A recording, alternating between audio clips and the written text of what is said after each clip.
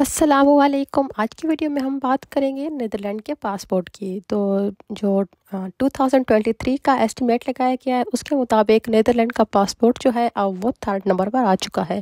पहले वो 4th number पे था।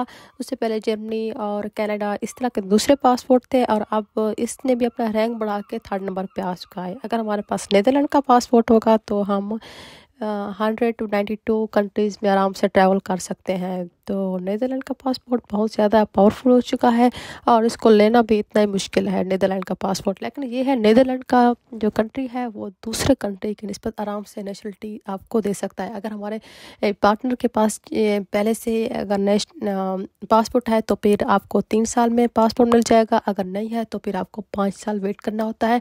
5 साल के बाद आपको यहाँ की रिक्वायरमेंट पूरी होने के बाद अपना पासपोर्ट अप्लाई कर सकते हो। अगर आपने अगर आपके किसी भी अपने पार्टनर के पास पहले से पासपोर्ट नहीं है, वो डच नहीं है, तो फिर आपको 5 साल वेट करना होगा। लेकिन आप अगर शादी हो गई है, आपका जो लाइफ पार्टनर है उसके पास ऑलरेडी पासपोर्ट है, तो फिर आपको 3 साल के अंदर मिल जाएगा। उसके लिए आपको एग्ज़ाम वगैरह पास करने होंगे और उनकी रिक्वायरमेंट पूरी करनी होगी। तो इस तरह जो होता है वो नीदरलैंड का पासपोर्ट लेना तो इस लिहाज से बहुत ज़्यादा आसान है। यहाँ पे 10 साल का वेट नहीं करना होता यूएस या यूके की तरह। आपको 3 या 5 साल में अगर आप रेगुलर रहे हो, यहाँ पे कोई लीगल वगैरह आपका कोई क्राइम या कोई इस तरह का कोई भी इशू नहीं है, वो पूरी रजिस्टर आपकी इन्वेस्टिगेशन की जाती है ईएनडी की तरफ से। अगर आपने सब कुछ बिल्कुल ठीक से जिस तरह उनका प्रोसेस है वैसे किया है, तो फिर आपके 3 या 5 साल में हम लोग पासपोर्ट के लिए अप्लाई कर सकते हैं। तो इस लिहाज से नीदरलैंड का पासपोर्ट लेना मुझे लगता है और कंट्री की निस्बत ज़्यादा आसान है।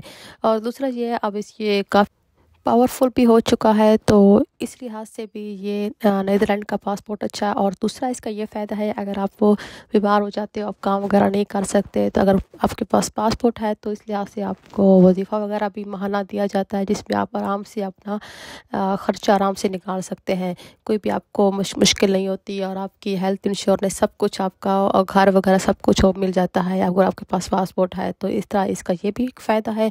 और दूसरा ये होता है, आप अपने कंट्री में जाके जितना भी अर्सा जाके काम कर सकते हैं, फिर वापस आ सकते हैं अगर आपके पास पासपोर्ट है। तो अगर रेजिडेंट्स कार्ड है वो भी ठीक है, लेकिन उसमें ज़्यादा अर्सा अपने कंट्री से में स्टे नहीं कर सकते और फिर जहाँ पे काफ़ी इशू हो जाते हैं क्योंकि उसको दोबारा रिन्यू करवाना होता है। लेकिन पासपोर्ट को हम अपने मुल्क की एम्बेसी में भी दोबारा रिन्यू करवा सकते हैं। तो इस तरह नीदरलैंड का पासपोर्ट अगर हमारे पास होगा तो ज़्यादा सहूलत हो जाएगी। जैसे मेरे पार्टनर के पास ऑलरेडी पासपोर्ट है, तो फिर मेरे लिए इस तरह आसान हो जाएगा कि मैं 3 साल के बाद अप्लाई कर सकती हूँ। अगर मैंने जहाँ के एग्ज़ाम वगैरह सब कुछ पास कर लिया, जो इनकी रिक्वायरमेंट है, इनके बी वन का एग्ज़ाम होता है, वो मुझे यहाँ पे पास करना होता है। अगर मैंने वो पास कर लिया तो फिर मेरे लिए